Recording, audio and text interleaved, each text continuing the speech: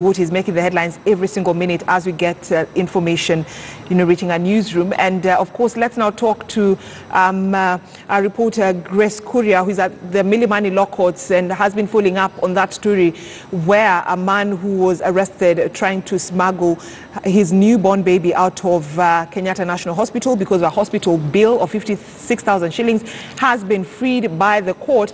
And Kuria, good morning. And of course, it is good news, not only for him, but also for his wife, his young family who are waiting for him.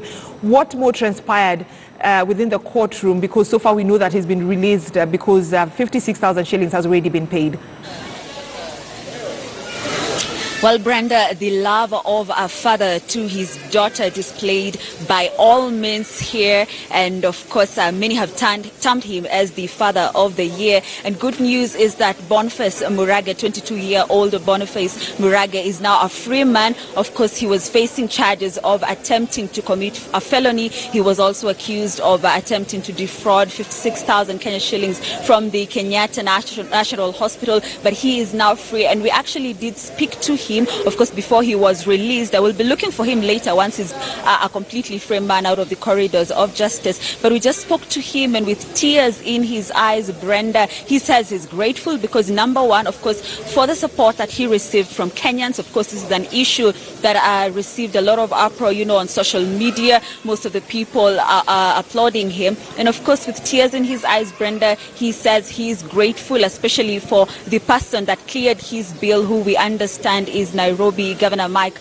Mbuvi Sonko, who has cleared the entire bill. He is grateful, though the man, Murage, says he, as at now, doesn't know who cleared the bill, but we understand that it is the governor, and also his wife, that is Madam Vivian Wangeshi Murage, has also been discharged from hospital. She was discharged yesterday, and basically it's just good news for the entire family. Now, from speaking to Boniface, we understand that he digs trenches. In his words, he said, "You chimba mashimo," and he hails from Rongai.